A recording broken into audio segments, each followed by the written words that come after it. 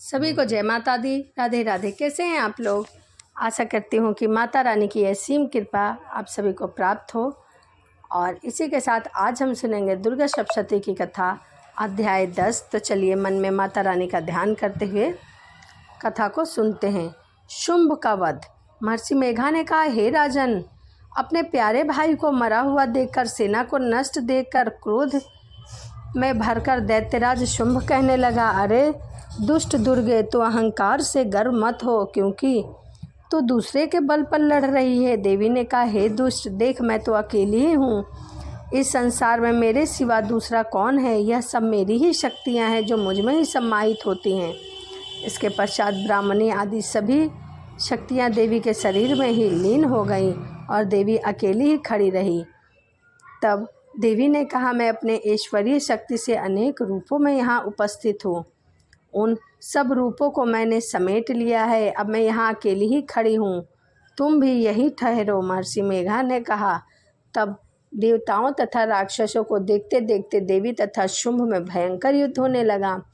अंबिका देवी ने सैकड़ों अस्त्र शस्त्र छोड़े। उधर दैत्यराज ने भी भयंकर अस्त्रों का प्रहार आरंभ कर दिया। देवी के छोड़े हुए सैकड़ों अस्त्रों को और शुंभ के छोड़े हुए अस्त्रों को दोनों ने एक दूसरे को काट दिया और भयंकर हुंकार के द्वारा काटा। दैत्य ने जब सैकड़ों बाण छोड़कर देवी को ढक दिया तो क्रोध में भरकर देवी ने अपने बाणों से उसका धनुष ही तोड़ दिया। धनुष कट जाने पर दैत्येंद्र ने शक्ति चलाई, लेकिन देवी ने उसे भी काट दिया। फिर दैत्येंद्र चमकती हुई ढाल लेकर देवी की ओर दौड़ा, किंतु जब वह देवी के समीप जा पहुंचा तब देवी ने अपने तीक्ष्ण बाणों से उसकी चमकती हुई ढाल को भी काट डाला। फिर दैत्येंद्र का घोड़ा मर गया, रथ टूट गया, सारथी मारा गया। तब यह भयंकर मृदुल लेकर देवी पर आक्रमण करने के लिए चला, किंतु देवी ने अपने तीक्ष्ण बाणों से उसके मधु मंदार को भी काट कर दिया। इस पर दैत्य ने क्रोध में भरकर देवी की छाती पर बड़ा मुक्का मारा। दैत्य ने जब देवी को मुक्का मारा तो देवी ने भी जोर से उसे एक थप्पड़ मारा। थप्पड़ खाकर पहले दैत्य पृथ्वी पर गिरा, किंतु तुरंत वह खड़ा हो उठा। फिर वह देवी को पकड़कर आकाश की ओर उछला और वहां जाकर दोनों में भयंकर युद्ध होने लगा। वह युद्ध ऋषियों और देवताओं को आश्चर्य में डालने वाला था।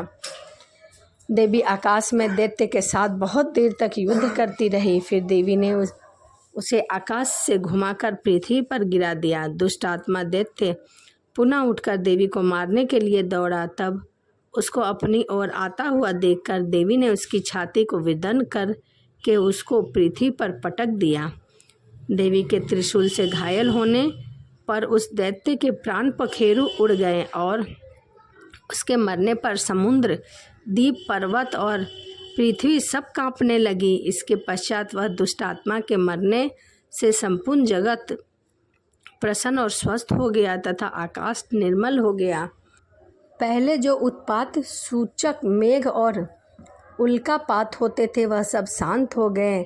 उसके मारे जाने पर नदियां अपने ठीक मार्ग में बहने लगी। संपूर्ण देवताओं का हृदय हर्ष से भर गया और कन्याएं सुंदर गान करने लगी। गंधर्व बाजे बजाने लगे, अप्सराएं नाचने, पवित्र वायु बहने लगी, सूर्य की कांति स्वच्छ हो गई। यज्ञशालाओं की बुझी हुई अग्नि अपने आप प्रज्वलित हो उठी और चारों दिशाओं में शांति ही शांति हो गई।